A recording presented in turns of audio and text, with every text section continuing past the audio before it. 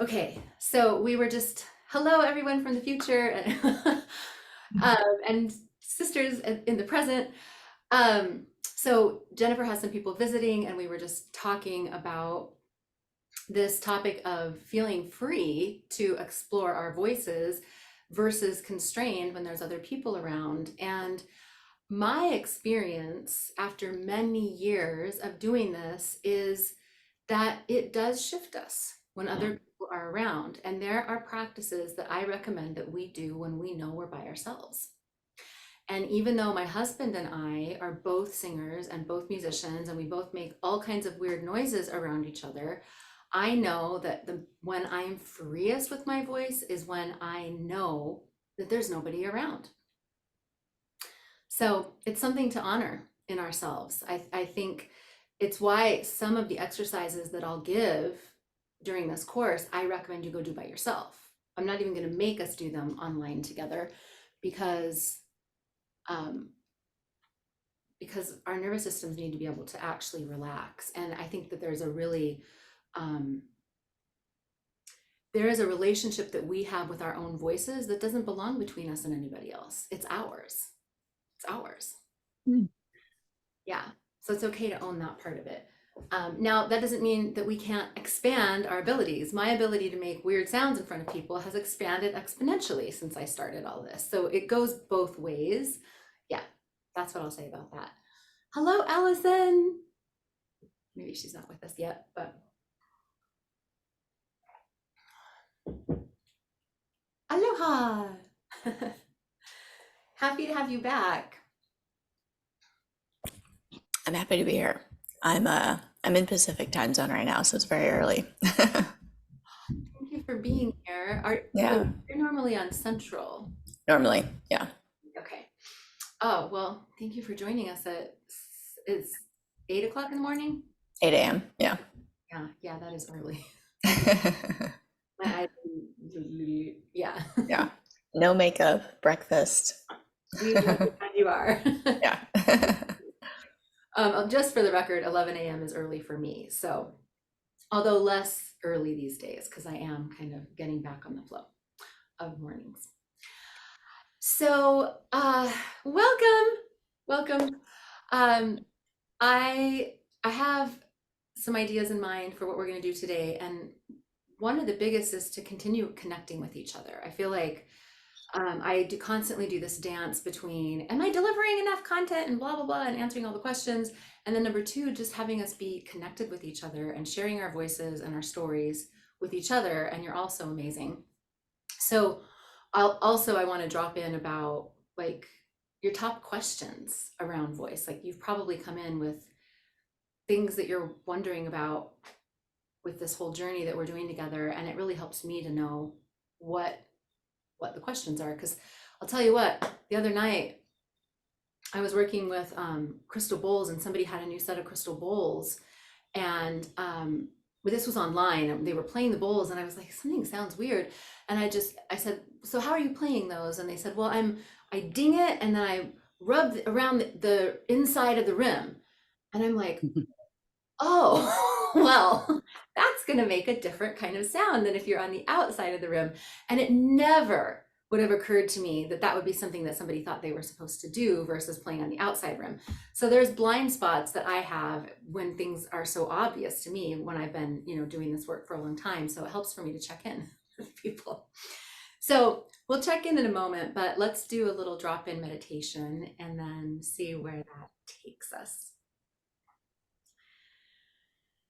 So, yes, glasses off. I was doing a workshop with a Native American teacher present this weekend, and a woman had put her glasses on to read something, and she said, "Can you take your glasses off while I do the smudging, because the glasses keep in what you've already seen, and we're clearing that right now." And I hadn't heard that before. I was like, "Oh," so it's good that you both took your glasses off for the meditation because we're starting fresh, new slates right now. Good. So allowing your eyes to get heavy, your eyelids to get heavy, and softening your gaze or closing down the eyes. And just checking in with where you are right now. Not trying to change anything just yet. Just noticing the breath and how it's inhabiting the body. Notice sensations, pains, discomforts, maybe blank spots of awareness, places that might feel good, or itchy, or tickly, or tingly.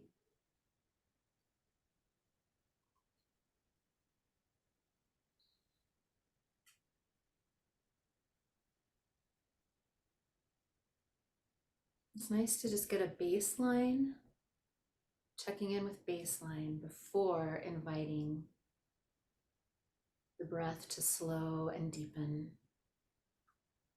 This way, we're not imposing ultimatums on the body, which tend to have the opposite effect, create resistance. We are making an invitation and working as a team. We're collaborating.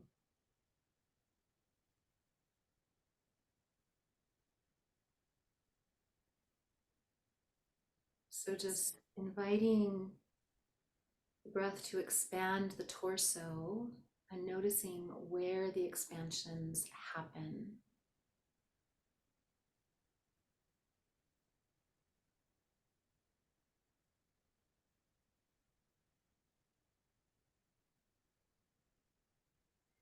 Notice which parts of you need to stay engaged to hold you upright, and which parts of you can soften.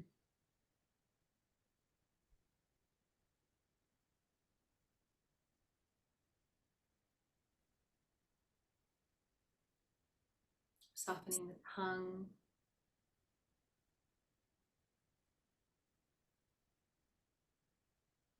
and the jaw, and the roof of the mouth. Softening through the sinus cavities, behind the eyes, all those little intricate muscles, just letting them go. Softening the mind, as if the mind is a muscle that can unclench.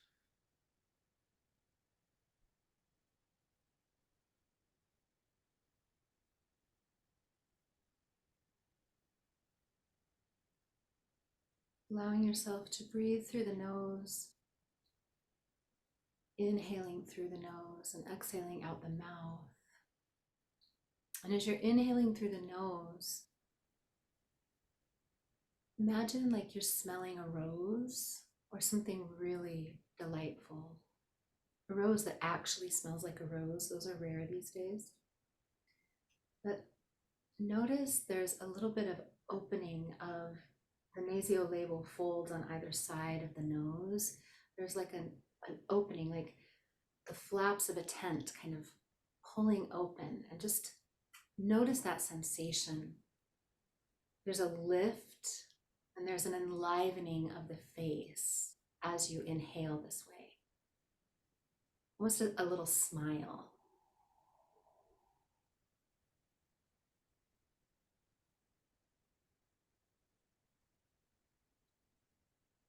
And then softening through the throat.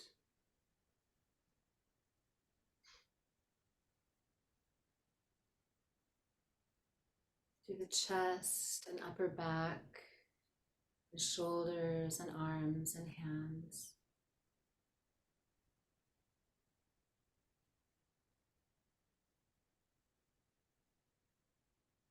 And back up into the torso, the middle of the torso, solar plexus region.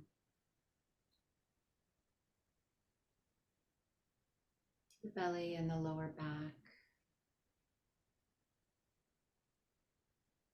The pelvis.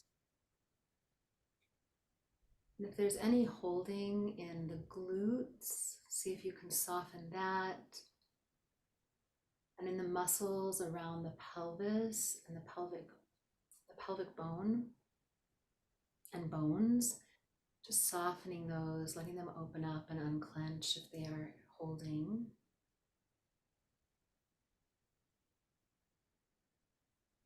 But again, noticing, yep, there's muscles that need to be engaged. I can't be a complete limp noodle here because I'm sitting upright. So just checking in with the body about which muscles are allowed and able to soften and how much, and which muscles and ligaments and tendons are needed to keep this upright position. And then softening through the thighs and the knees and the shins and calves and through the feet.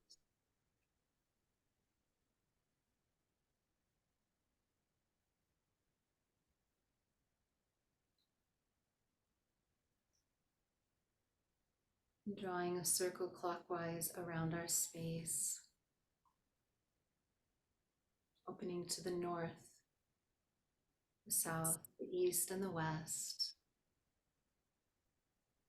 inviting in our team highest good, all of the love wisdom beings that are supporting us on this earth walk, to be with us today and beyond. We thank you. We welcome you. Please especially be present with us now as we gather together on behalf of our individual and collective highest good and the highest good of all. In particular, with the awakening that we are participating in on the planet at this time.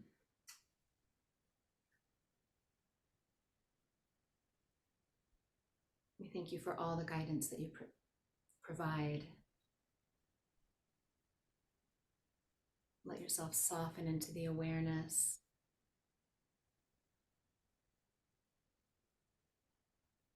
My guides always say, when you start to feel overwhelmed or like it's all too much, just allow yourself to trust in the blueprint of your soul and the geometries and how they are weaving and the plan that has been laid out.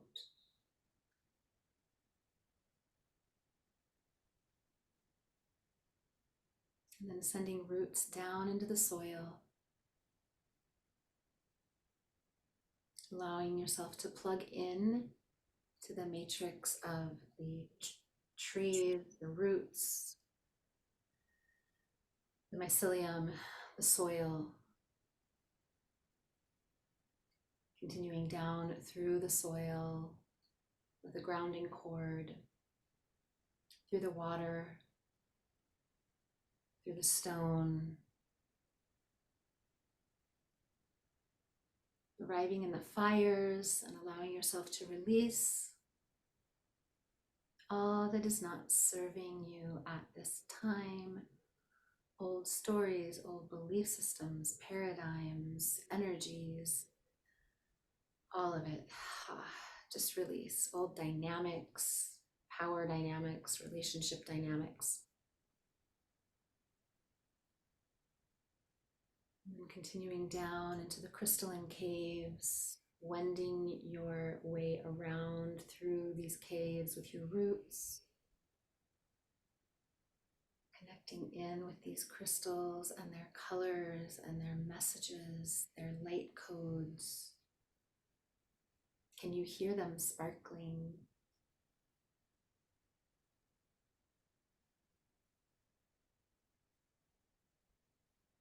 And then drinking this all in through your roots,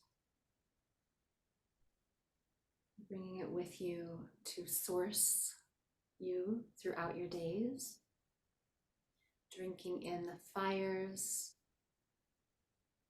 knowing that we are refined in the fires of life and that we can bring this fiery energy and channel it in wholesome ways.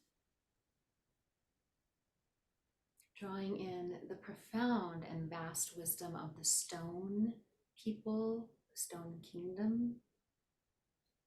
Really allowing yourself for a moment to experience this vaster sense of time that they exist within. This elemental kingdom. Just let yourself soften into, there's more time, and time isn't even real.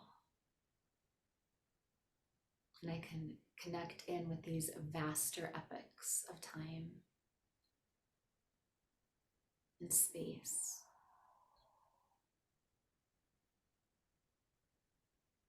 And then drawing up through the water, taking on these qualities of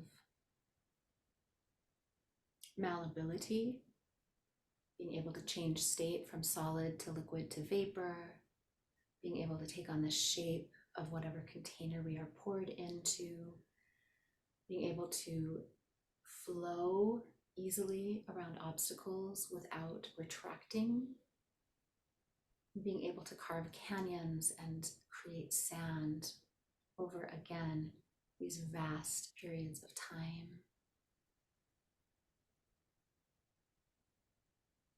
Being crystalline in nature.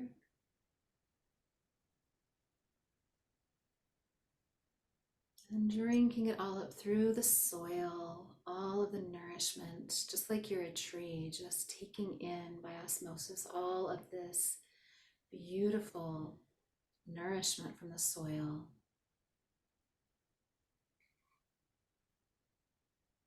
Let yourself feel the wisdom of the mycelial and tree kingdoms, and their unconditional love and support that they provide us. Drinking that up through your roots into your pelvis, through your feet and your legs.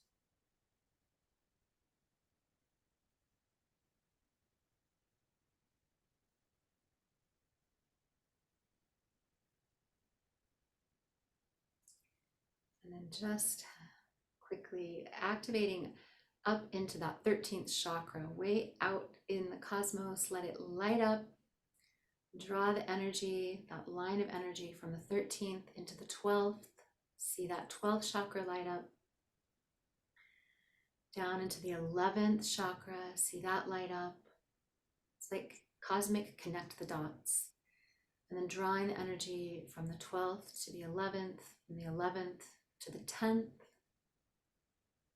Just allowing yourself to check in about where you're experiencing these chakras. From the 10th to the 9th, ping, it lights up. From the 9th down all the way to the 8th, just a few feet above the head. And then allowing that energy to pour from the 8th chakra and from the cosmos down into the crown, 7th chakra.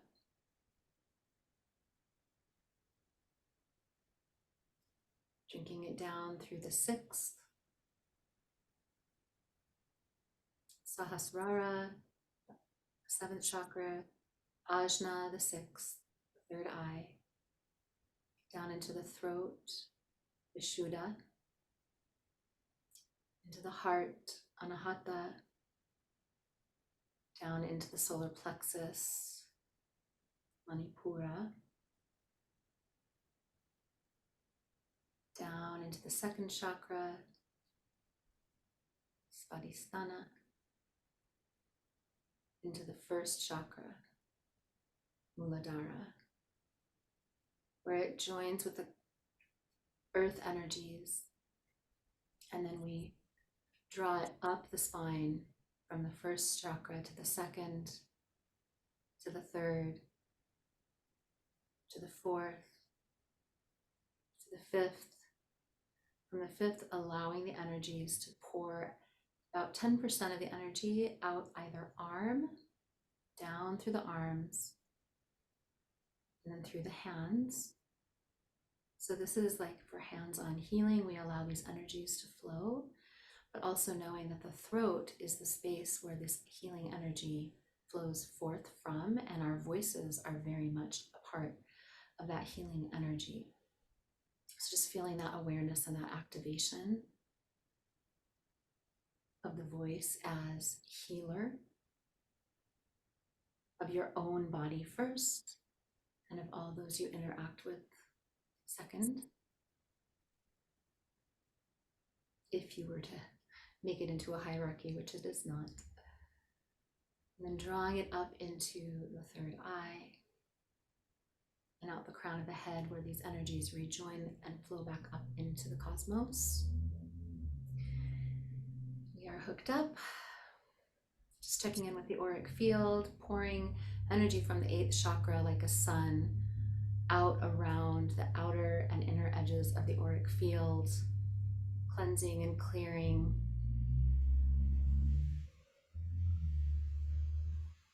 And then releasing that golden light and replacing it with a violet flame around the auric field, just burning away any energies that are not serviceable to us anymore.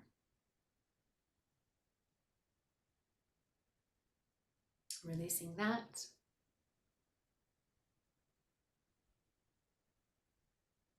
Just one last thing, placing a beautiful rose, just checking in about what color this is and what size. I like mine to be giant, really touching in with the beauty of the petals, the iridescent quality, the velvety nature of the petals, and noticing what color is presenting itself to you.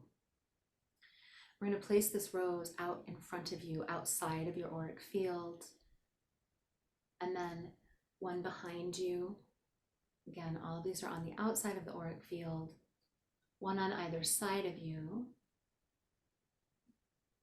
and one above you. And these roses are just there to absorb anything that's coming your way that is not supportive. And when you notice that they might be ready, they might be getting filled up, you can just send them up. We'll practice this right now, into the atmosphere, way out. I like to send it up pretty far, sometimes even outside the Earth's atmosphere, at least up in the sky. And just poof them, just poof. And they, with their very high frequency, will just take whatever they've been absorbing and release it.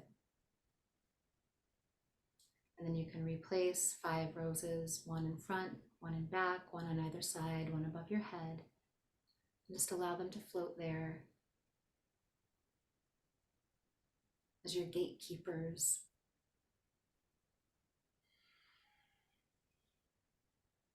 If an intention comes to mind, you can bring an intention to mind right now for our time together.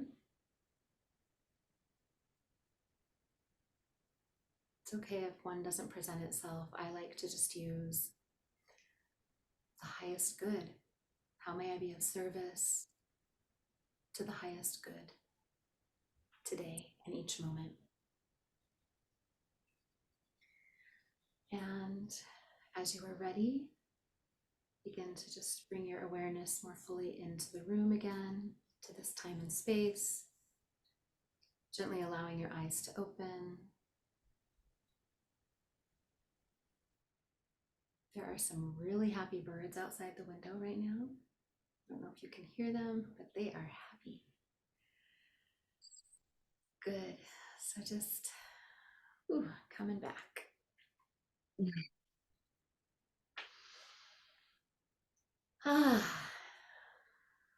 Maybe a little shaky shake. My legs could be shaken out. Okay. Welcome back, sisters. So,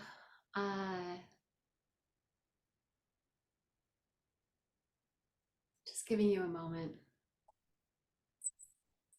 And then I'd like to check in about that experience and what you all noticed.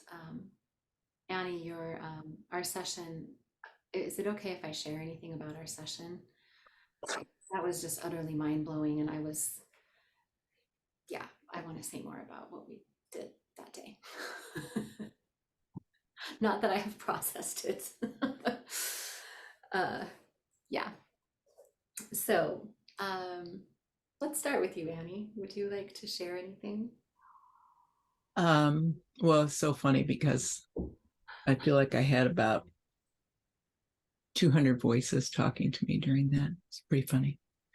Oh, good. That's just what life is like right now. It's so cool.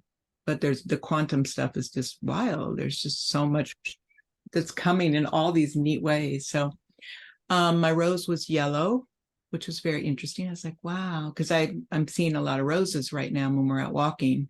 And of course we go smell them and talk to them and all that. So it was just interesting. I was like, wow, that's interesting. Solar plexus color.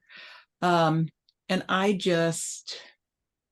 just very grateful because it is just so cool. As much as I think I know, there's so much still to learn and to just really learn what you're teaching here, which is how beautifully to tap into our bodies. It's like they're just such friggin' cool vehicles that we've got, and to become more intimate, and also just the value of offering what you're offering here to us, to others, because it's the way, so anyway, I'm always grateful to be here and just pleased that my higher self got me here. Like, kudos to my higher self, so where I'm at. Love that so much. Beautiful. Kudos to all our higher selves for this gathering, this meeting. And yeah, I'm probably going to say this and harp on it a lot, but our bodies are the ultimate technology.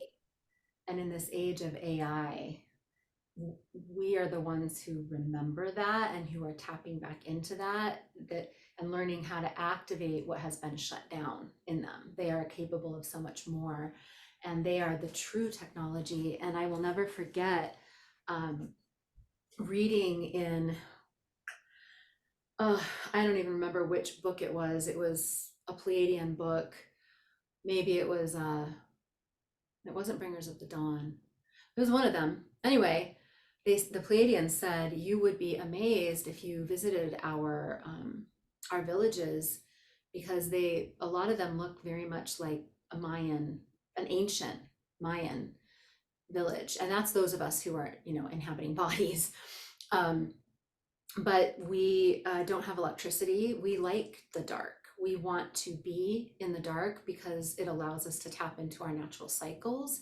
And we don't have, television or things because we travel the cosmos in our minds. We use our bodies and our souls as vehicles to travel, and that's what's fascinating to us.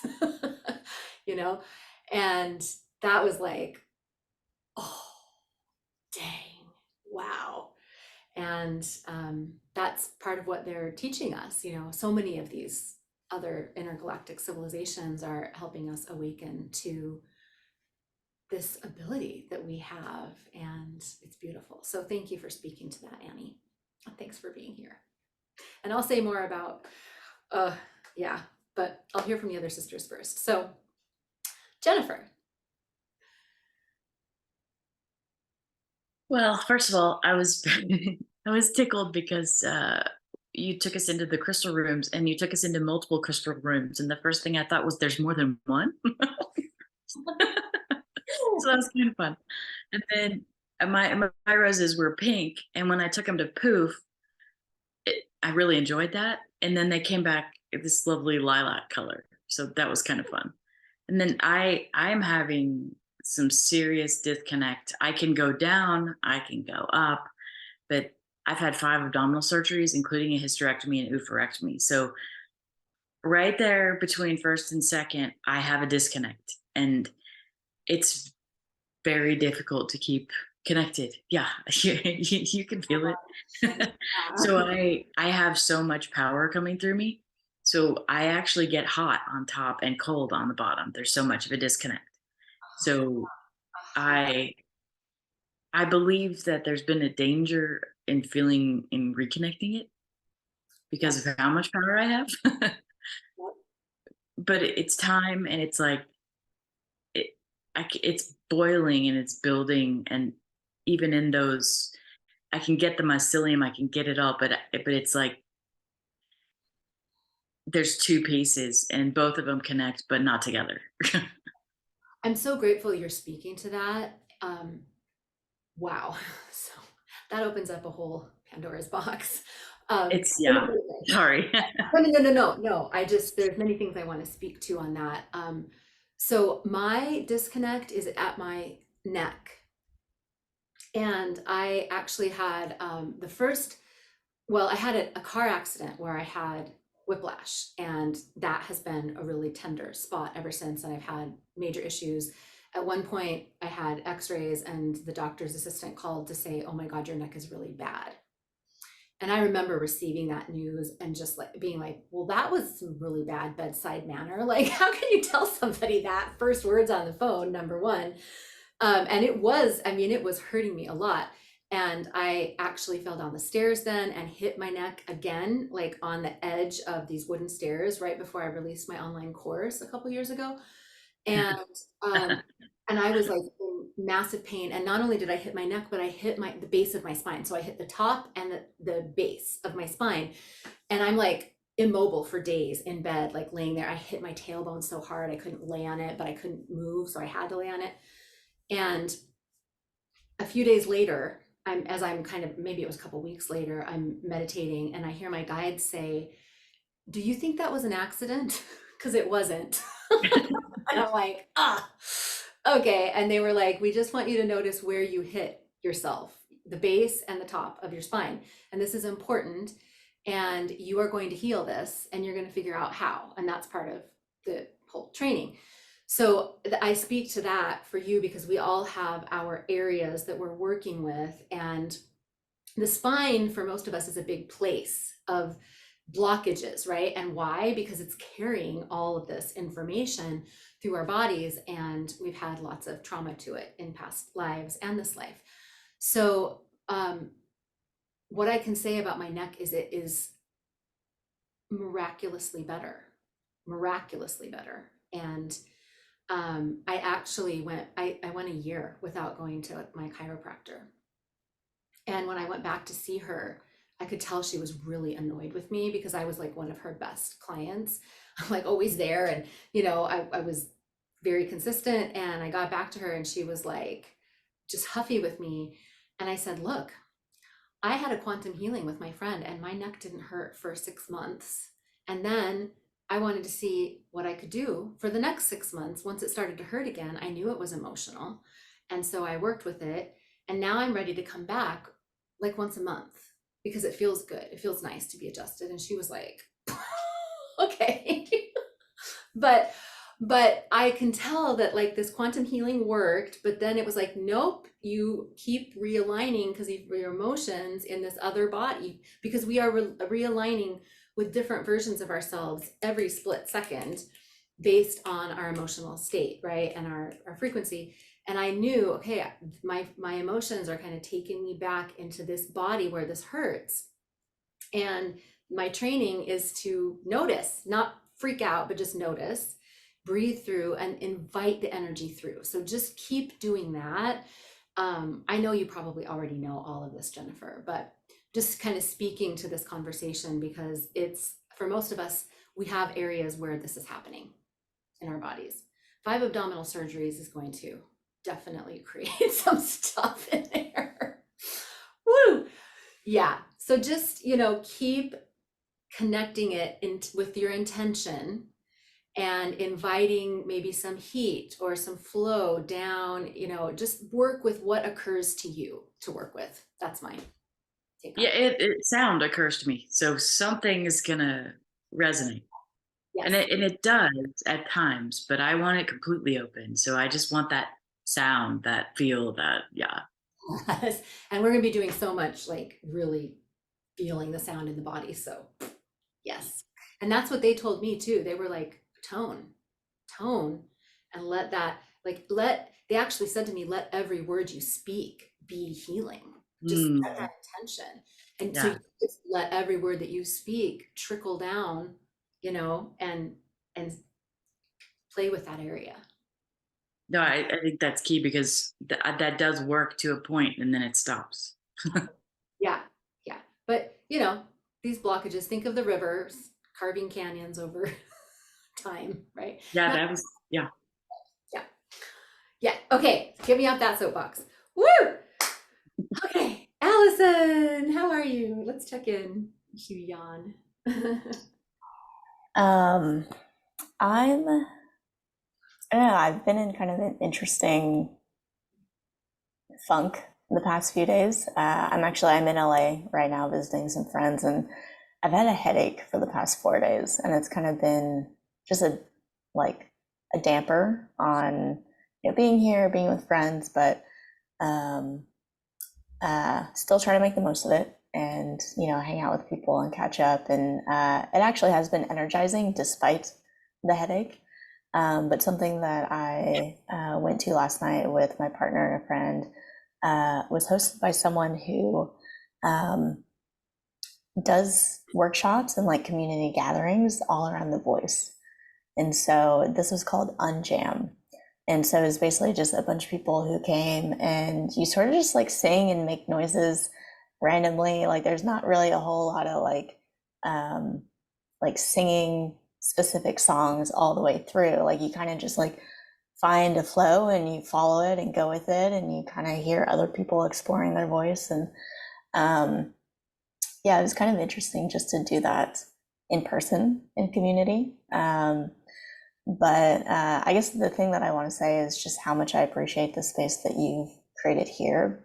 And I think one of the reasons that I was so attracted to this is because you do go through the body. You have that somatic lens, the nervous system regulation. It's all about creating safety. And for me, even though my friends really enjoyed the event last night, um, uh, I think I have so much trauma associated with my voice that it actually wasn't that enjoyable last night for me. I could just feel how much, that the safety hadn't necessarily been established. And so even though I was in awe of what other people were doing, I felt very much just like, I don't want to be here. And so, yeah, I don't know. It's kind of hard to realize that, because it kind of makes me feel like I'm the odd one out when everyone else was enjoying it, having fun. And I'm just kind of like, this is, yeah, just like such a personal and spiritual exploration that is kind of outside of my comfort zone to be exploring my voice in front of people that I didn't really know, without that sort of layer of safety. Because one of the first things that they did to open the circle was pass a microphone around and you had to sing your name. And I was like, oh my God, can I leave right now? Like, I don't want to do this. And I mean, there were still moments of beauty that were created from it to like hear people sing your voice back to you, because whichever melody you created, they then echoed it back. And, of course, that's beautiful too. So I don't know. I feel like I'm kind of just like holding both at the same time. Yeah. And I also noticed it was interesting that all of the men in the circle were very comfortable, very free, very like wild, and just like had no restrictions or boundaries. Like they were just like going for it. But then when you look around the circle, there were a handful of other women who I think were feeling similarly to me, a little shut down, a little reserved, not as in the flow. And it just made me think a lot about what you had shared, Kimberly, about so many women have this witch wound, around our voice. And I was like, wow, like this is, you can see it so clearly here. Whoa. I just want to honor your presence throughout that. It sounds like you were really present to your own experience, and then even noticing the way that others were responding is so huge. Like that in and of itself is like the healing. It's just your ability to be present with what's coming up for you, and noticing what's coming up for others. Was it, who was running this? Was it a male, female, a group? So it was mainly a male. He's the one who leads it, and he has a very like friendly, welcoming energy. And I think part of what makes it like a nice space is that he's actually not a professional singer. He doesn't have like he's good enough to kind of lead, but I think that it helps people feel comfortable that you don't have to be an expert coming to this and doing this type of work. That's beautiful. Yeah. Yeah. Yeah. And that kind of work is really beautiful. And important, right? It's important that we're getting together and just making sounds. And that's one of the restrictions that we have being online, is we can't like just make sound and weave our voices all together, because it just gets messed up with the tech. So we have other ways of working, but this makes me want to read, because I actually just sent out a newsletter this morning about exactly this topic. So funny that that you're bringing this up. So I'm just going to read this to you, because you probably got the newsletter, but this will be on the recording for a future. So here's what it says. The other day we were doing word magic. I sent out a newsletter about word magic the other day, and so the other day we were doing word magic, which is so fun. Here's a bit more. Holistic, HOLISTIC, equals wholistic, WHOLE, listic. And on that note, let's talk about the difference between traditional and holistic voice lessons. Traditional voice lessons, in my experience, they aren't aware of how to consider the whole person, number one. Number two, how to honor your unique life experience, body, mind, and soul. Number three, how trauma and negative programming can block our voices. Four, how rigidity and perfectionism often make our voices worse, not better. Five, how much more there is to our voices than looking and sounding good. And six, that releasing the pressure to sound good can actually help us paradoxically sound better. On the other hand, holistic voice lessons, one, nourish and reset the nervous system. Two, help you stop judging your voice and learn to love it instead. Three, honor your voice as an intuitive healer and guide. Four, encourage you to explore all of your voice, not just the pretty parts. Five, assist you in processing and resolving trauma. And six, cultivate better mental, physical, and spiritual health. So it sounds like this group was hitting a lot of those points of holistic voice, but there were a couple key components missing. I would say the main component was recognizing that some people have trauma, that this might be triggering further, and that starting out by maybe addressing that in a fuller way, working with the nervous system, helping people drop into the body, would then allow them to work more effectively, right? Mm-hmm. And when I wrote these emails, and I try to keep them short because I could have said a lot more, but I'm not judging traditional voice lessons. I'm just saying that we're moving beyond them. Like, they have limitations. They were great for what they were at the time, and now we're moving beyond, and that's what this whole holistic thing is about. So thanks for bringing that into the space and bringing that awareness with you. And my hope for you is that as we work together and you learn how to create this safety for yourself and have these healing experiences, that if you were to go back in the future, this may be a very different experience for you to do something like this in group, and that you'll notice that your voice opens more and more in community situations as you resolve the stuff that's inside that's clunky. Mm-hmm. Kind of first, my neck and tailbone and all that stuff. Mm-hmm. Yeah, Jennifer.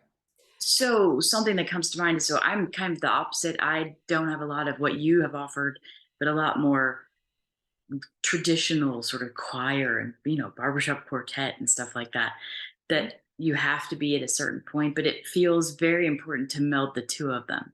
It feels very important. If you had some traditional training, maybe your voice would rely on that until you could relax. That's, if Yeah. that makes any sense. And then when you're in the traditional stuff, it lacks so much soul that you're like, okay, how do you bring that back into it? How do you know what I mean? It's weaving the two together, and that's why it's Yeah. like we're building, we're not like chucking out traditional voice lessons and Right. I think you need both. exactly, because there, I mean, in my Singing from Your Soul course, I teach vocal technique, and guess where I learned that? In traditional voice lessons, right? But the vocal technique for me didn't work. I had years of vocal technique, but because I had trauma on top of it, I couldn't access the vocal technique, right? I had to get in my body and do all the holistic stuff and do the healing and go to therapy and to unwind those pieces and start having it work better, right? So yes, exactly. And maybe I'll send out a future email of like, we're not getting rid of that. These are important, but we're just refining and elevating, right? As we're waking up. Yeah. Beautiful.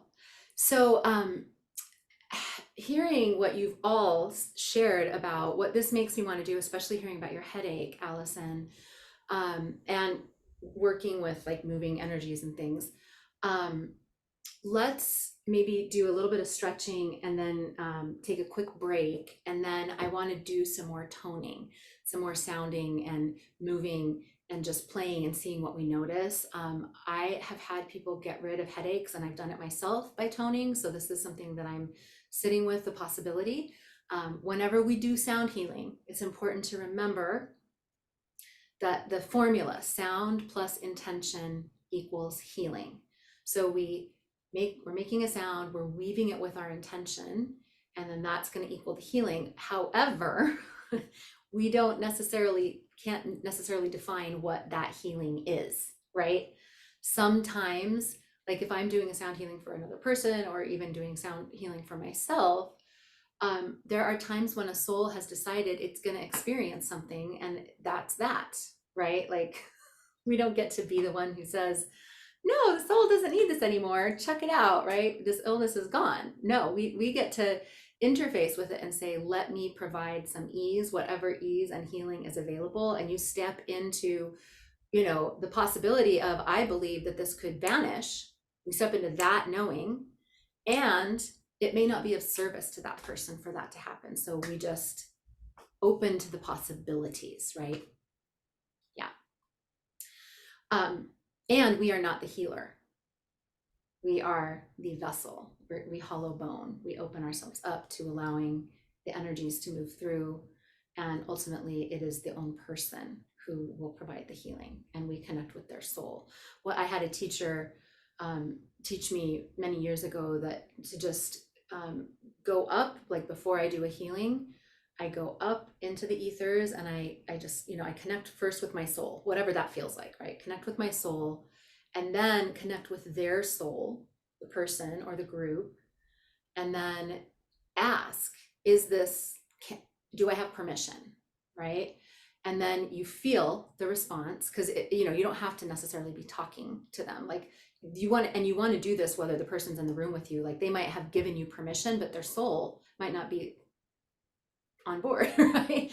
So you check and you feel and receive the yes or the no. If you get a yes, you proceed. And then you, wait a minute, I skipped a step. So I go up to my soul, my higher self, then I connect in with God, Goddess, all that is, right? Source. Then I connect with the other person, ask permission. And if they say yes, then I allow their energies to come through source and then back through me, right? It's kind of like a triangle, like that. So anyway, let us, why don't we'll take a break right now. We're almost at an hour, and then we'll come back and move and sound. Cool? Okay.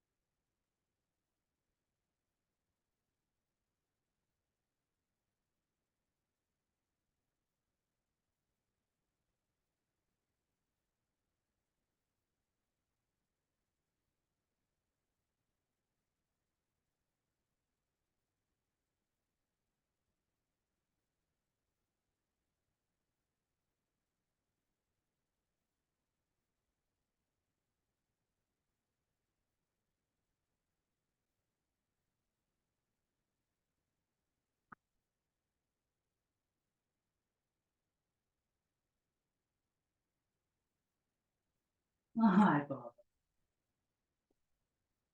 What? I know. You want to be in here with me, darling? You want the Massey?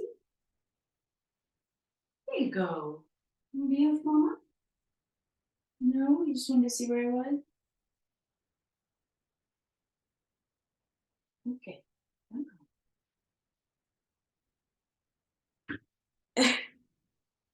There you go, darling.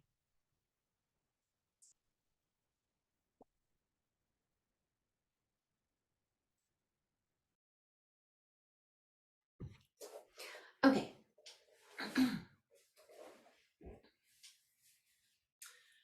Oh, I do want to say a little bit about our session, Annie, before we.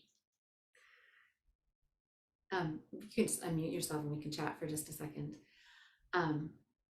I just wanted to thank you because it was so, so profoundly beautiful. And they ended at the perfect moment. Like I was getting nervous because I was like, I didn't tell her that I have another call coming up. And they were just like, done. And then I was able to just say, okay, I gotta go. And that was amazing in and of itself. But I had so many more questions. I did a session with Annie last week, and it was incredibly beautiful. She began with light language. The only thing I regret is that, I mean, I don't really regret anything, except that the sound wasn't coming through and we were trying to fiddle with the tech because she was singing and it was so beautiful and only every like first note was coming through and then it was breaking up and I couldn't hear anything and I wanted to hear all of it. So then we were messing with the tech and then anyway, we finally just went with it and she sang and did light language and then channeled this message for me that was, do you know who that group was? You said that they were coming through and they were new. Have you Well, had? it's so neat that you say this because of what you did today, because it's the Order of the Rose. Of course it is. They're plasmatic though. They're not in form at all. They are from so far away that it was a miracle that they made it here when they did to come the first time that they came in. They were trying so hard to get here and it was just so far to come. I know, it's very cool. I love them. They're just Tell you that? They not for the session when they initially came to me for me to be the conduit for them to be able to speak. they are so beautiful. Cool. I know. Maybe do you think we could have you do some for us as a group? Do they do groups? That would be amazing. Mhm. Be Yep, amazing. it's fun to see it's so neat to see what shows up. They're always like, it's just so cool. Like, you guys are so cool.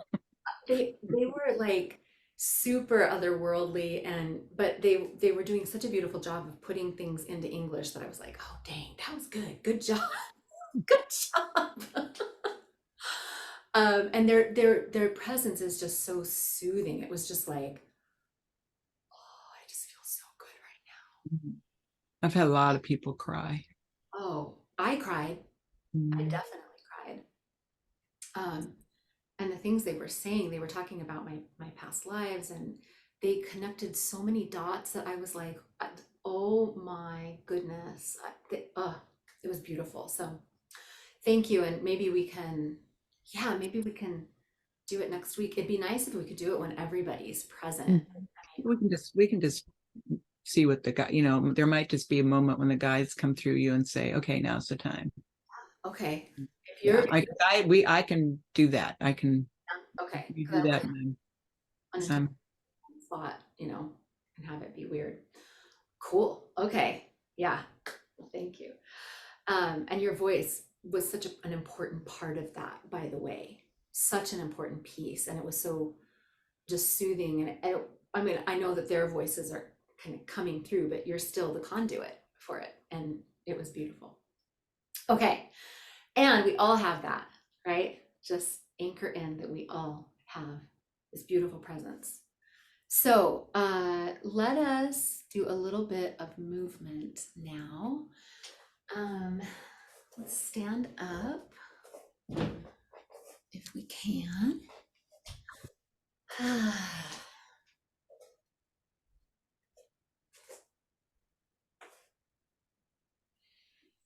Good. So just a little bit of a bounce for a moment. Feet planted on the floor, hip width. And just making some sound, shaking out the hands.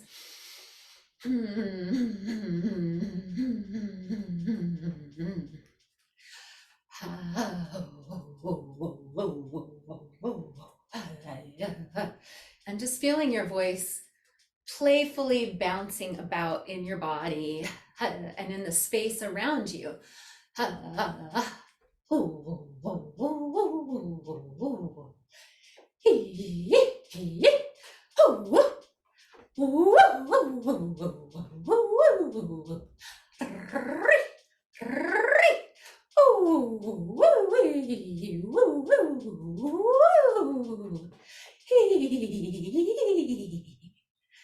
Good. And then just finding your place, finding your way towards a centered, still place.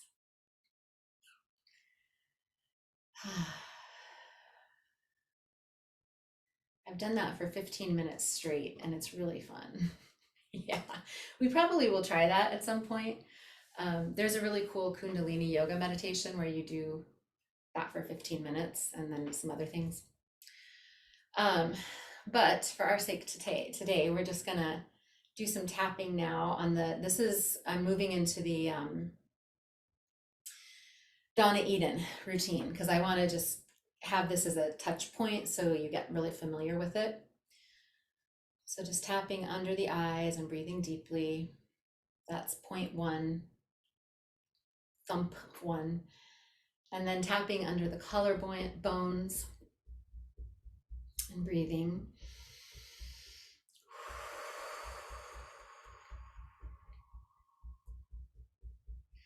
And I find that tapping on the body and the face is so good for helping the voice find its embodiment. It's like it prepares, it's like tilling the soil so that the voice is like, oh yeah, okay, I'm just gonna resonate and move through the bones and the tissues.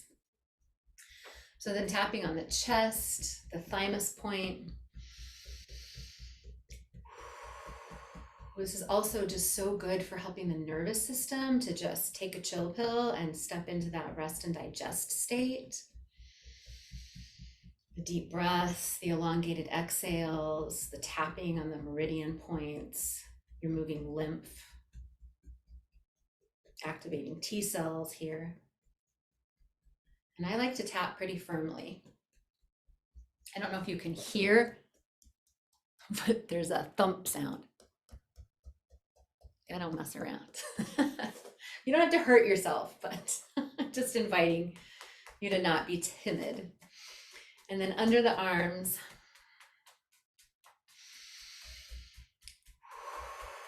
I find this one really good, for the voice and the body.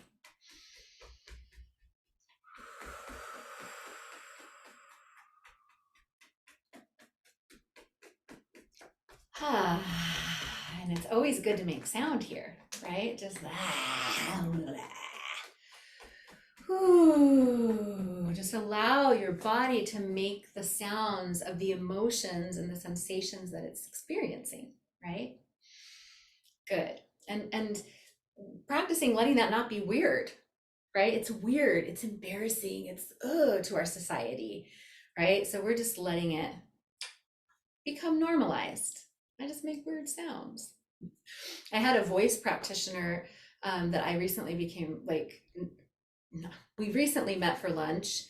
We'd been trying to meet for years. We finally had lunch together and we couldn't leave. We were there for 3 hours and we couldn't, it was just like, oh my God, our souls are back together. And we had some of those strangest, most incredible synchronicities. We were just our jaws were on the table the whole time and we'd be like, okay, it's time to go. And then we just keep talking. We couldn't stop. So she came to a sound healing of mine the other night and I'm leading people through and she's just making sound. And I was like, this is my soul sister. She just knows, just make the sounds, right? She was so free about it. It was awesome. So that's where we're all moving in this direction of just we can make the sounds. It's okay. It's not weird. Okay, get me off my soapbox. So a couple more. Sitting on a chair, if you can, or the floor. And crossing left ankle over right knee, bringing the left hand crossed over around the arch of the foot. The right hand goes over the top of the foot, drawing the shoulders up and back, sitting up straight, and we're just going to breathe.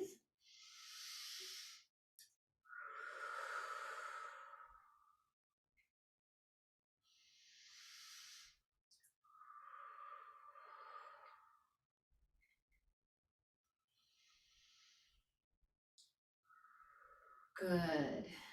And then bringing that foot to the floor and reversing this. So right ankle over left knee, right hand around the bottom of the foot, left hand over the top of the foot and the ankle, sitting up straight and breathing.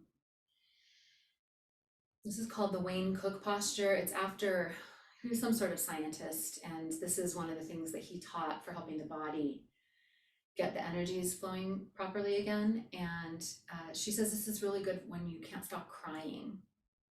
I recently had a friend call me and she's like, what's the one where because she couldn't stop crying. She was having like a total meltdown. She's like, I need help. So we did this and she was better by the end. It was cool. Not that we want to stop all crying. Crying is good, but you know, when it's like, okay, I gotta get myself back together. Good. So releasing that and tenting your fingertips all together, placing them at the third eye and breathing.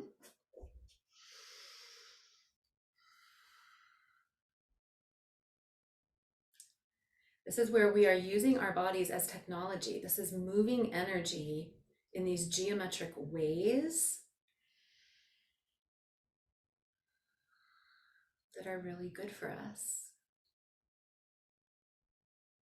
I think the pleiadians would be proud.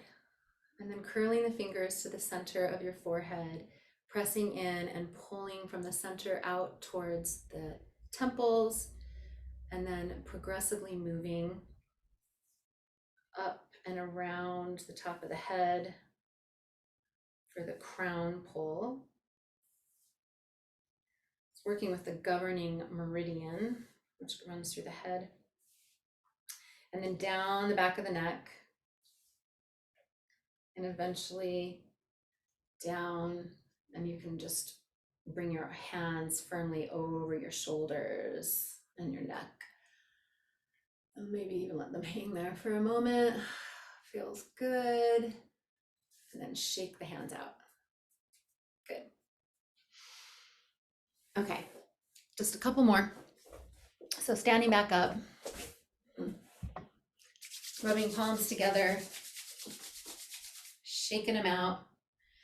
And then right hand to sky, left hand to earth, hands are flat. Walk like an Egyptian, like that. Yeah, and feet are planted. I'm dancing. And then we're just gonna draw those energies from the sky through the body and the top of the head and up through the feet and the lowered hand. Just allow them to intermingle.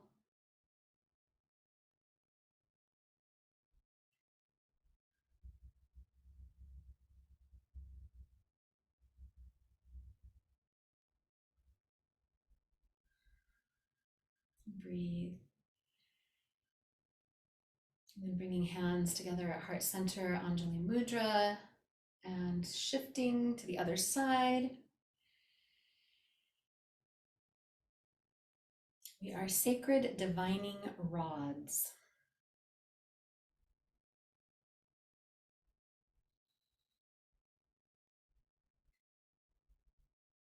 Good. Hands come together at heart center. I forgot a couple at the beginning. So we're doing these sort of out of order. I'm sorry, I forgot because I got distracted by our catharsis. We're just going to take one hand from shoulder to hip a few times.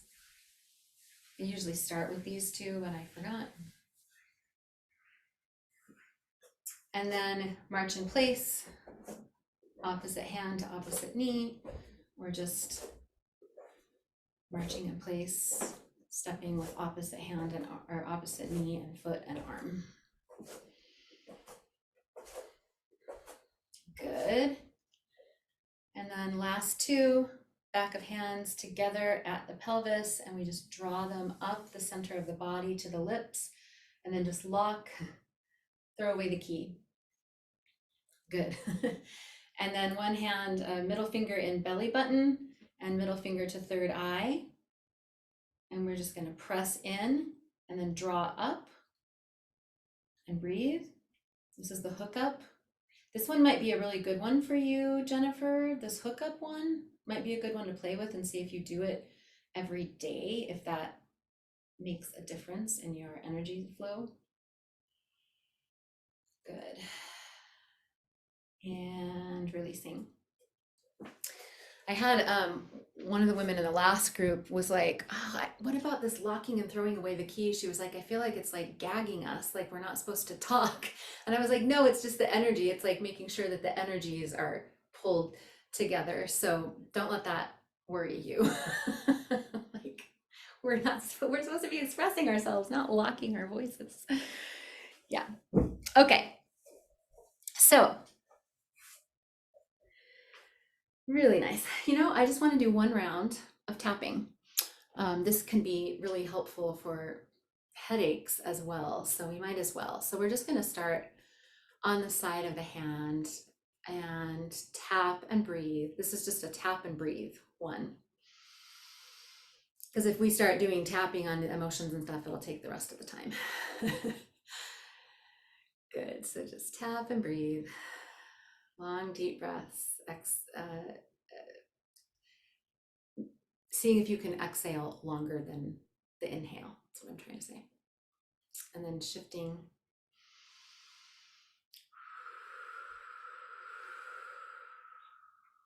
Might even blow out the mouth.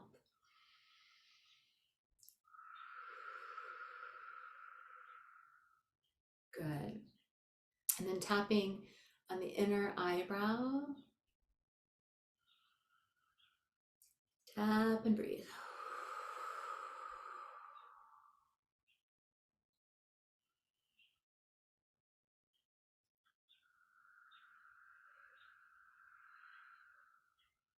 And then tapping on the outer eye, the temple area. Let this be as much of a breathing meditation as it is a tapping meditation. So you're really tuning into the sound of your breath and the sensation of your breath.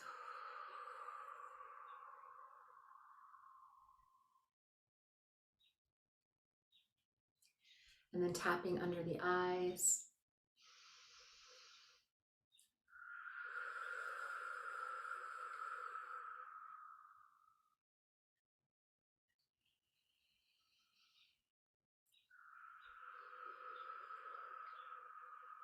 And then just slowing the tapping,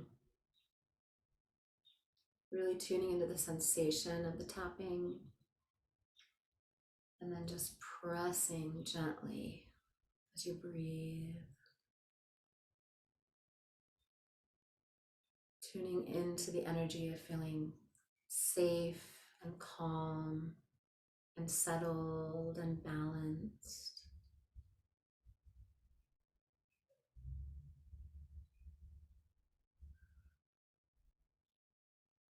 And then tapping under the nose.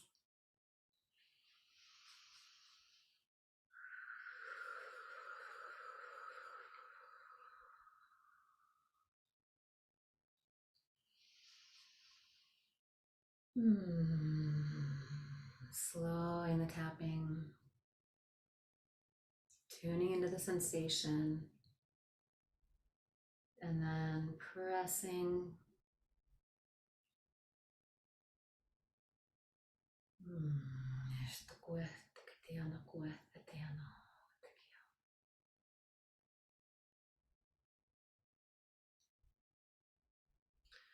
And then tapping on the chin point.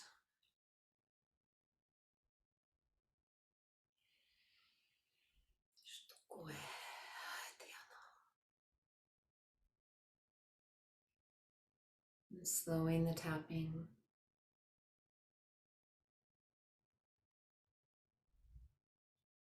And then pressing gently but firmly. Breathing long, slow, deep inhales through the nose, exhales out the mouth.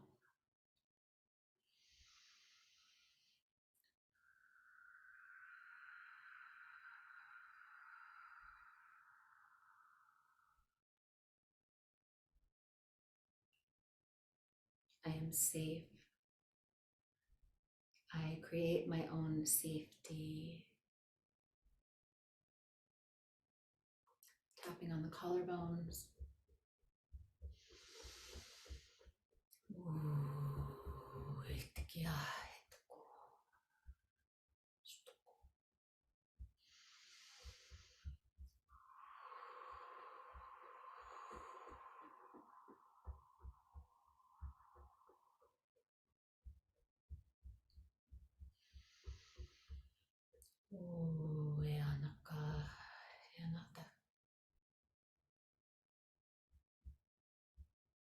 Slowing the tapping.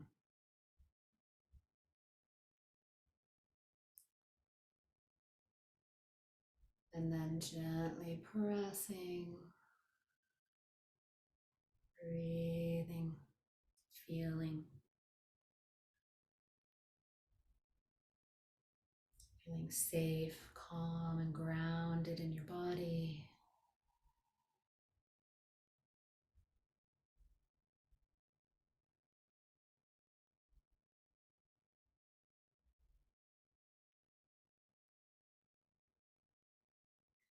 Tapping on the top of the head.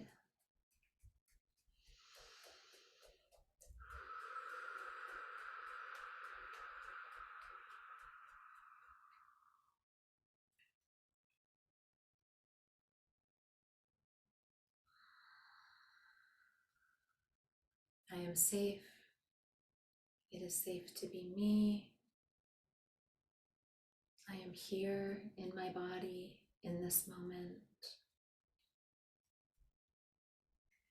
Slow the tapping. And gently pressing on the head.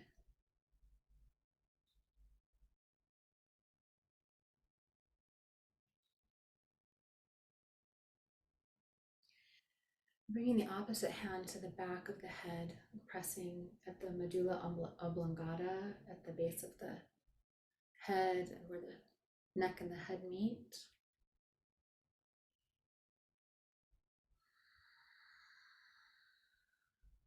Sends safety cues through the body. Really nice to do before we make sound. And then bringing the hand from the head to the forehead and pressing.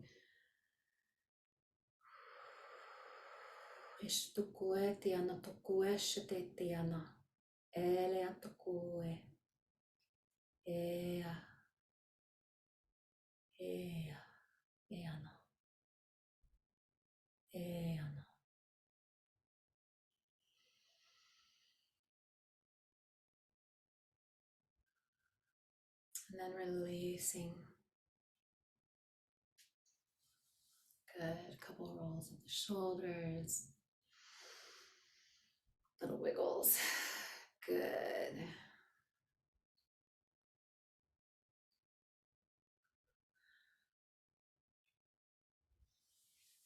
So more and more as I'm leading things like that, I just can't help it. Light language just comes. It just wants to speak, and I don't see any reason to stem the tide. It's helpful. And so just know that happens. It's a little bit like Tourette's. And he's like, I know. Oh no, it's not. It's, you know what I'm saying. It's like involuntary and it feels wonderful. And if it ever starts happening to you, I want you to trust it and not worry, right, Annie? Alison and Jennifer, have either of you ever had language want to come through? Go ahead, Jennifer. I have, it doesn't make any sense though, so I've never trusted it. It's just, Time to start trusting it. well, I can trust it. It just doesn't make any sense. Like, I know that it's coming through and I'm saying the right things, but it doesn't. I don't know what it's saying. I don't know what I'm saying. Right, and that's okay. Part of the beauty of light language is that it's brought through by our higher selves and our souls, or we could call them the one and the same, but it's bypassing the logical mind. So we don't need to know what it means, and we don't, you could even just look at it as gibberish if you want. If that takes off the pressure, just let it feel good. Sometimes when it comes through me, especially lately, it's like something new is presenting itself, and I'm getting tongue-tied. Like I keep getting tripped up, like the words are coming faster than I can actually say them or something. And it's just, I just roll with it because ultimately it just feels really good. It just feels like I have to do this. I just have to, I don't even care if it means anything right now. I just have to say it. So if you can play with that, what's that? I speak it to the cats. That's They probably love it. When I had my activation, which I told you all about, my cat was like, she visibly relaxed. She was like, oh, mom is back. Mom is doing it again. Yeah, so what I want to say about light language, and we'll do more with it, but it's geometry, it's symbols, it's codes, it's other languages from other times and space from where we have existed, and it is juicy. And when I speak it, especially in the forest, I feel the forest respond. I feel the activation. And where was I actually? I've never heard anybody say this before, but when it first started happening to me, and I was out in the forest, I finally let myself just do it. Like I just let myself go to that crazy place, which is like, like I was just like running around doing like my witchy weird thing, and I just let myself out of the box. And I was by myself. Why is this so scary to be by yourself, And I could feel the trees go, kind of like my cat did, just like, oh, speak it to us, speak it to us. Like nobody has done this in so long. We need this interaction. We need these codes, please. We need this connection. Do you feel that, Annie? I mean, Oh, totally, totally, totally. And I understand, Jennifer, because I've been speaking it for, I can't even tell you how many years. And same thing, I tabooed it. I mean, it was so bad that every time I got in the car, that's when they knew they could come through because I couldn't stop them. And I wouldn't breathe. Like I could have gone on for a solid day and not taken a breath because there was just so much to come through. But yes, it's just so, it's just so fun to tap into anything that nurtures our little ones inside, and that's our inner child that's like, yeah, just having fun. So go with it. It's going to be fun to see. And I think what I've learned whenever I've worked with people that want to learn how to channel is I'll get to them and I'll go, okay, just channel. And then, because you're not giving them, they're not set up so they can't get themselves nervous, but it's just so fun. It's just so free. And, that's what we all want, is to be free. I channel in my readings, my astro readings. I So bet. yeah, I channel, but it's not always been in light language. It's just But there's something significant going on with you, Jennifer. If you've got that magenta cord going down through you, I had 2 other acknowledgments of that since you talked about that last week. That is majorly quantum right now. Like you are, that it helps me understand why in some cases it's difficult for you to interact with a lot of the world, because you're literally already someplace else that's not here like anymore. That's what it feels like. Yeah. yeah. Thank you for being here, by the way, with us and also on this planet at this time. I want to tell Alison, I have trouble when I go to California a lot, and you're a Taurus sun too, right? So Earth energy in California is different than where you're from, and your body can't calibrate it. So you need to go walk barefoot, and the closer to the sea you can get, the better. And the headache will go away. Interesting. So what's interesting is I was actually born in San Francisco, but then when I was 2 months old, my parents moved to Missouri, so that's where I grew up. And then I came back out to California for college, spent 10 years in the Bay Area. And I mean, that's where I had my dark night of the soul. And so, yeah, in a lot of different ways, I feel very it's like the superficial layers of me feel like familiar and at home, but there's like a deeper layer that like something is out of alignment. Yeah. But it's the earth that's there for that. Mm. And it's a sound too. So I mean you can hum and match it. It's just California has a different frequency than Missouri. Yeah, absolutely. Interesting. Don't you think, Kimberly? Can't she?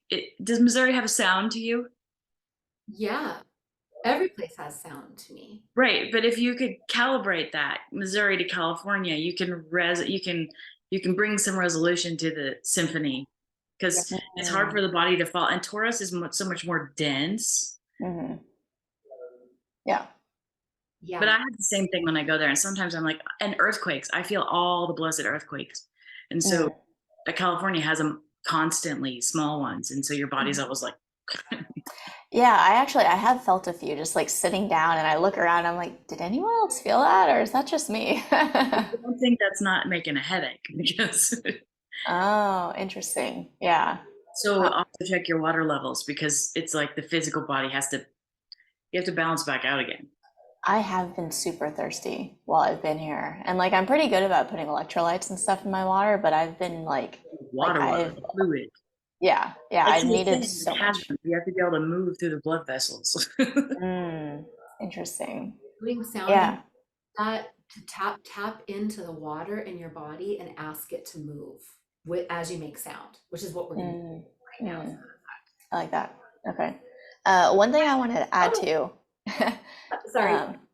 Oh no, I just wanted to add one thing to the light language conversation because it's not something that I have personally tried before or really tapped into, but I think just being a part of this circle and also my Instagram algorithm, like it's been more and more on my radar. And even this past week, I landed on some videos of a coach who helps activate other people to bring their light language through. And I'm watching these videos and I feel the activations through my body and they make me cry. And I'm like, I don't know what this is, but there's something like resonating and stirring something within me. So, yeah, I'm just excited to explore that side of things too. Oh, I'm so excited. Yeah. I just love this group. This is so fun. There's so much wisdom and just oh my goodness. Okay, wow. So let me just simmer down for a moment. I'm just like buzzing excited. I get really excited. Okay. One of my biggest teachings, I don't know if you all resonate with this, but is I've had this tendency when I am talking with people, I just get so excited and I just leave my body and I'm just like, blah, blah, blah, and I feel really jittery. I get really jittery. And I had a spiritual teacher of mine years ago. She was like, can you be present and come back in your body as you're happy and talking and interacting? And I've been working on that one for years. And I feel like I'm starting to get there. Like I noticed myself do it just now. And then I was like, wait, let's just pull it back in. But we can learn how to have that joy, but still stay in the body. That's been a big one for me. I don't know about anybody else in this room, but yeah. So, and the tapping, do you feel the effects of that? Doesn't that just feel? And the more we do it, the more the body recalibrates to that as the new set point instead of it as the set point, right? And that's part of that nervous system healing is just resetting. So if you can even just do that once or twice a day, just do the tapping and breathing on those points. You don't even have to say anything, although it's extremely powerful. We'll do some more tapping. But anyway, it's just so nice. And that is my go-to when I notice I'm getting over the top jittery. And I need to reset. And Alison, that might be something for you to do. Like if you could get to the ocean even, or even just sit in your room before you leave and just do a few rounds of the tapping and tone at the same time. Tap and breathe and tone. Okay, so let's make sounds though. So we'll warm up with some sirens. Sounds like maybe she had to go someplace. Stretch your faces out. Do a little tongue stick out. Little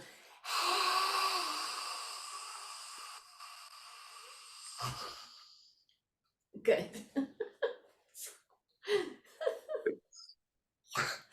Yes, it's so good. It is so, one of my favorite light language moments was I got this, this was shortly after I had fell down the stairs and hurt myself and released my training program and sold zero and was like devastated and just like, this was, you know, I had rented a cabin to go be by myself and celebrate. And I was like there by myself.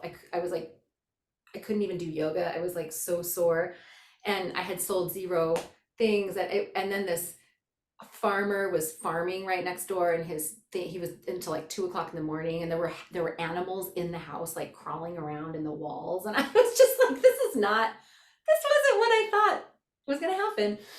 But why was I telling that story? Because there was a point. What was I starting out to say? Light language. Oh yeah. So there was one night though, it was quiet. The farmer was not doing that. And I had a bonfire and it was like, it took a lot of courage for me to be in the forest by myself, having a fire and stay there. Like there was this part of me that just wanted to run in the house and protect myself and hide. Like it felt scary, but I stayed and I breathed through it. And I was like, I create my safety and I'm safe in this moment. And I had an amazing time. And then I ended up like dancing around the fire, doing light language and just being really witchy. And it was so amazing. It was so good. So anyway, I just want to invite all of you to play with whatever is wanting to come through. And we will do more of that. So right now, sirens.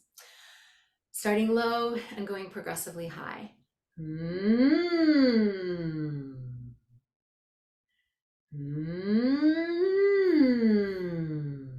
We'll just hang out in the low voice for a little bit.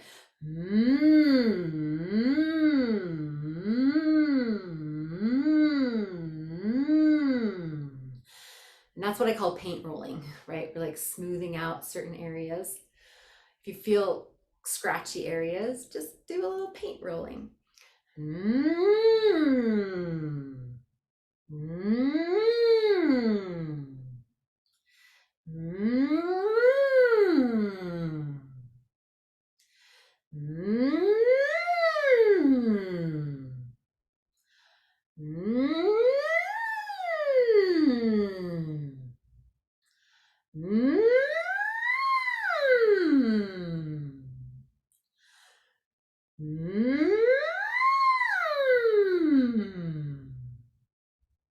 Once we start getting higher, we can even play up there.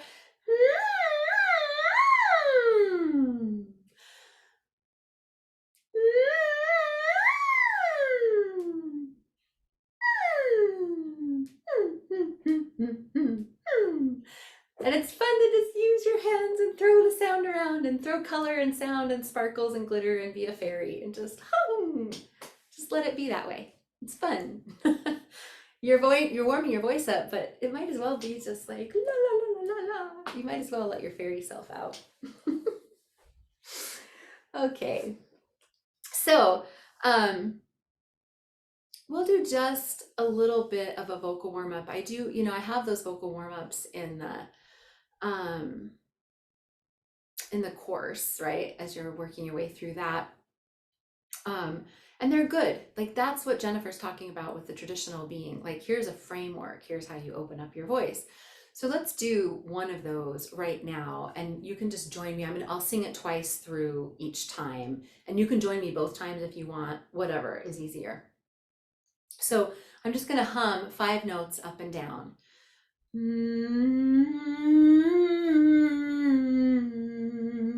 Just like that.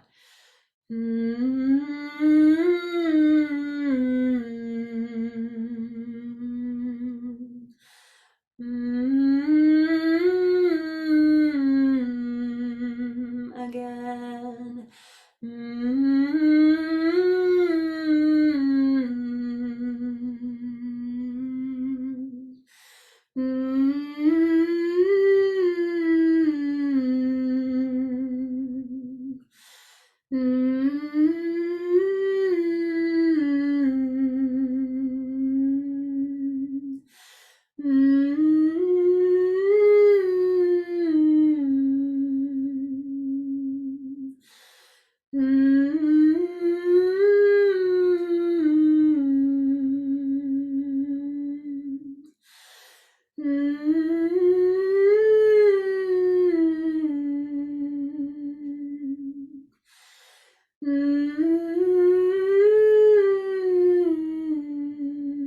Notice how the hands kind of help it feel buoyant and light and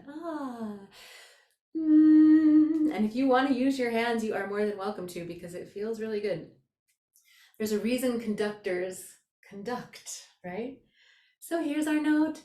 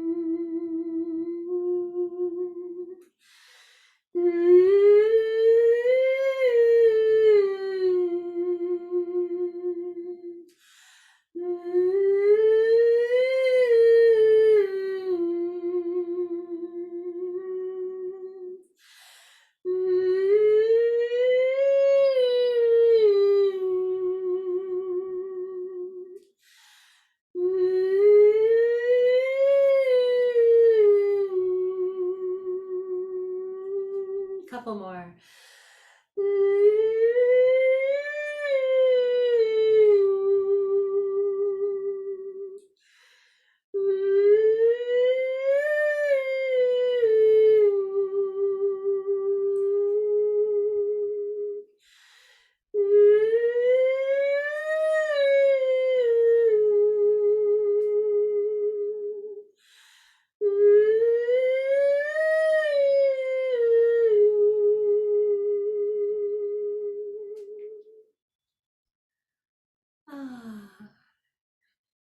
That was so just lovely. Now that's what it feels like to shift frequency up, right? That's what that feels like. And we can create that with the sound of our voices and our little intuitive movements. Yeah, that's our body as technology. That's using your body as a technology. Jennifer, yes. So in astrology, in the Ani Williams that I studied, we have different keys for each astrological tone. So like Taurus is C sharp. I would love to sing with others and at their own, like, so I've always wondered how to get people to sing in their own key and to understand to start with their own key so they can really get that resonance going, but then to harmonize with others in their key. That is amazing. We're going to do that. Although it's hard to do because our voices aren't going to come through all properly, but Yeah. there's a But new wouldn't it be great? It would be, and let's do that. In fact, let's do that right now. So maybe do what I would, because the next thing I was going to have us do was tone and have Alison specifically ask her body for the tone that will help with calibrating, helping you Oh, and recalibrate. how fun if she picks it and it's a C sharp. Would that be crazy? So we can actually check that, but no Do you pressure. have the bowls? Do your bowls sing with your voice? My bowls I don't have a C sharp, I have a C. But I can check, and I have a way to teach you how to do that, by the way, Jennifer, to have people, there's an app called the iTempora or iTabla app. And my C sharp bowl, when I get my voice going, it sings with me. I'm not playing it, it's across the room and it starts to sing. yeah, exactly. That's resonance. Yeah. Yeah, so let's just Alison, so we're going to do this for a moment, not to put you on the spot, okay? But we're just gonna tune in. I want us to each just work with our bodies. What tones are gonna recalibrate you right now in this moment? And be thinking about the land that you are on and the room that you are in, the electricity, all the things, all of the vibrations that you are surrounded by at this moment, and just invite your body to make a tone that will, and to make a series of tones. It can be multiple notes, it doesn't have to be the same one, that will help you find your homeostasis in the center of that, okay? And we're gonna move as we do it, okay? Intuitively. So what's that? He's a tuning fork. Yes, we are the tuning fork. We are the tuning fork. Okay. Love it. Okay. So, Jennifer, I'm going to mute you just for sake of, yeah, I'll just do it. So you can do figure eights, you can do circles, and I'm going to set the timer. We're going to do this for about 8. Well, okay, we're going to do this for 5 minutes on our own, and then we're going to come back together for a moment. Okay. So just dropping in. 5 minutes might sound like a long time, but I promise you, once you get in there, be like a blip. And I'm just going to breathe and hold space because I don't want to be influencing your tones, okay?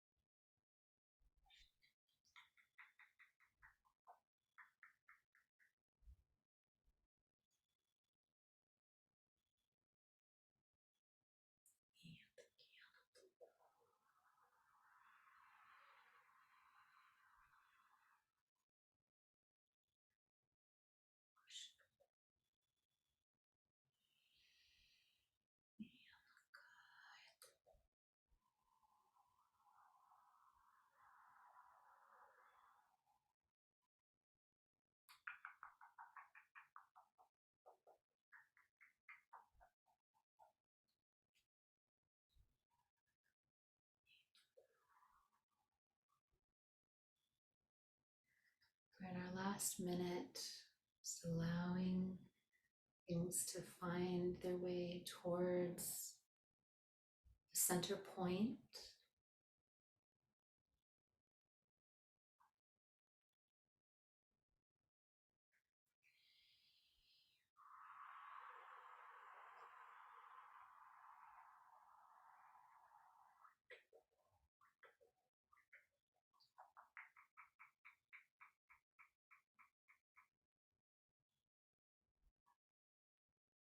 You're finding your way towards stillness and silence.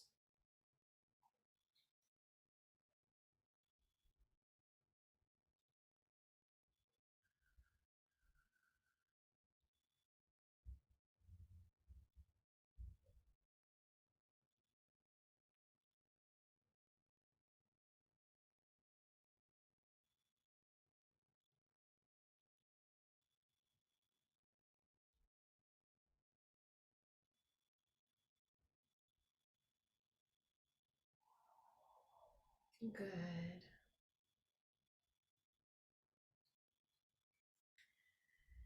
So for the last few moments, what I want to do is tone Allison's tone together. We're all going to tone it. So Allison, if you wouldn't mind, you looked so peaceful. If you wouldn't mind, just trust your body and ask it for a tone and just hum that tone to us so we can all join you in that note. Okay? And just totally trust, just intuitively based.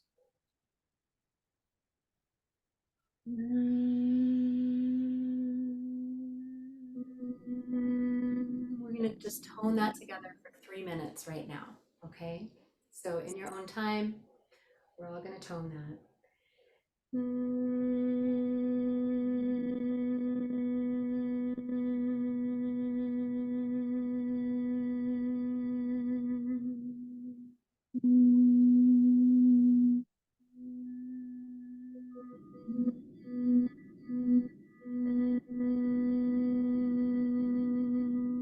Jennifer, we're all unmuted. Do it.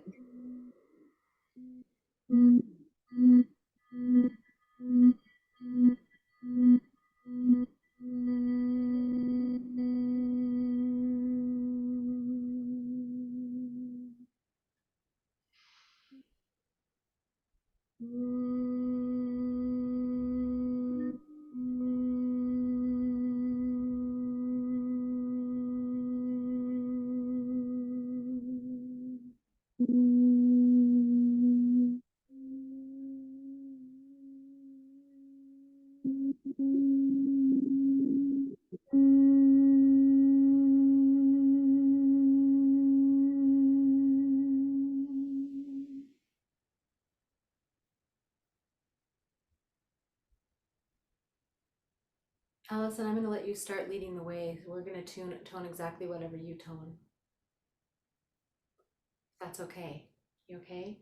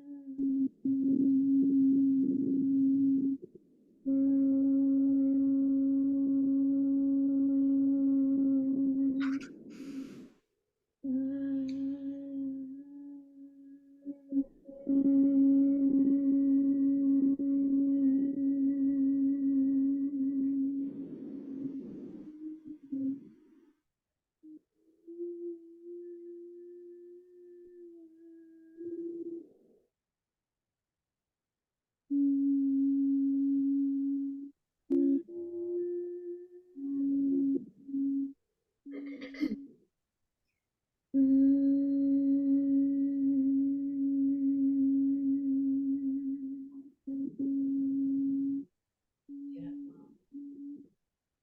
Just finishing it up.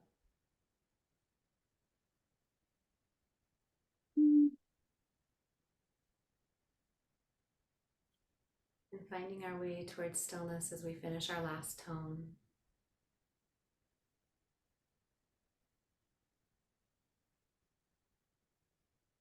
So the first note was B, which I believe is the tone of the earth. And then we moved to C sharp.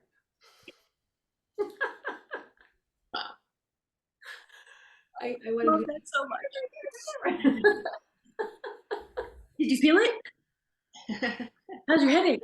I heard you. I was like, oh, she's shifting and we're coming with her. I actually do feel better. Like You look better. You look brighter. yeah, it's interesting because my intention in the beginning was to release this frustration that I've been feeling, and I was like, ugh, maybe I could just like use a good cry, you know? And here it is. Wow. So beautiful. Thank you for that. Awesome. It's so simple and so magical. Thank you for letting us be in this space with you and just letting that up. I hope it felt safe and It did. Yeah, I've of course never been in a position like that where I am the one leading with my voice, and I didn't. I mean, I noticed some breaks in my voice, but it actually felt good to work through that, you know, and just sort of like notice it, honor it, and still continue. that's amazing. Yeah. That's leaning in to the uncomfortable places that we have to do. Good job. Good job. Thank you. That's a breakthrough. Yeah. And next week, we're going to do some things to work with this when our voices get scratchy and scritchy and start breaking and get crackly and stuff. We're gonna work with that. And one of the great ways is we've already done it, is the sirens, you know, doing sirens, also just toning, leaning into it like you just did. Those things all help with that. And there's some more stuff we can do. We're going to do the pencil exercise. So we learn how to talk over the pencil, which is fun. Anyway, that was amazing. I just freaking love this stuff. Like, you know, what Ani Williams can teach, these are these notes. And then when they come out of the ethers, it's just like, yes, yes, yes. Agreed. We can trust it. And that's the more we do things like that, the more we start trusting our intuition, right? And that's not to say that it had to be C sharp, but it's pretty cool that that is your note and that that's the note that you sang. It's pretty cool. Well, and Ani teaches that you usually are missing that key tone, and that's the one you seek when you're toning. Yes. And that has literally happened to me. I can't remember if I told you the story, but I had my voice read by that voice software, and I had been toning in D, and it's always the note I want to tone. You know, I play it on my Shruti box. It's always D, always D, always D. I always check with myself at D, and I go, and that's the note that was missing. You can't make this stuff up, you know? When they told me that, I was like, God, be kidding me. Yeah. And it's still, and that, you know, sometimes it can shift when we're in different parts of the world, different parts of the country, right? So we got to trust that too. But consistently, yeah, my note is D. So I wonder. Probably Gemini. Interesting, because I'm Pisces. But what's your rising? What's your moon and all that fun stuff? Libra, and my rising is Sag. Okay, I can show you the chart, but it's common to have it be missing either your rising or your sun. And if you're emotional, it can be your moon. If you're thinking too much, it can be your Mercury. I mean, it's just where everything falls. So we all have all the chords, right? Yeah, exactly. You know, it would be really fun. Annie's gonna do stuff with us. Can we just start weaving all of your gifts into this space? Sure. What's I, the point in having them if you can't weave them into someone else's? yeah, many spaces we can't weave them, but this is one.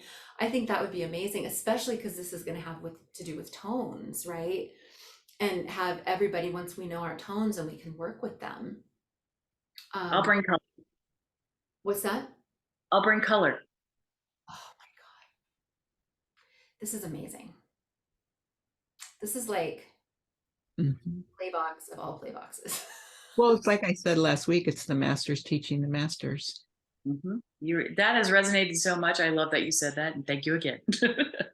It's just so fitting. It's like really recognizing who we are, all of us. Into that with humility, stepping into, this is who we are, and this is why we're here. And we're not fucking around. Except we are. We're playing, but we're not. That's playing. That's not the same thing. Yes, right? We're having a good time. Oh my gosh. Okay, well, I could go on and on. Thank you all so much. Alison, one last thing. You might want to just sit and do a few more minutes of toning. You might completely be able to resolve that headache if you do. Yeah, I definitely will. Thank you. Yeah. Get Okay. a C-sharp bowl. Yeah. Yeah, now that I know what that is that I was making. Yeah, that would be great for you to get. Yeah.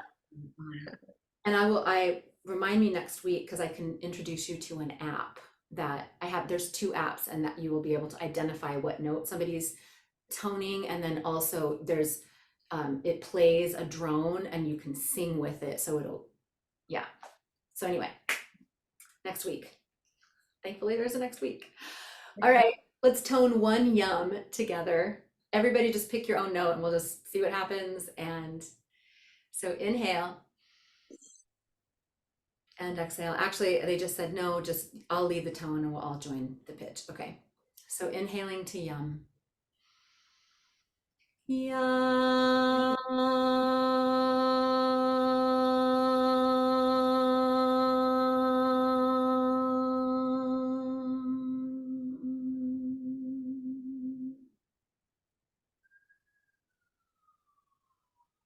Closing the sacred circle, thanking all of you and all of our unseen friends and beloveds. Mwah. See you next week. Bye, girls. Bye.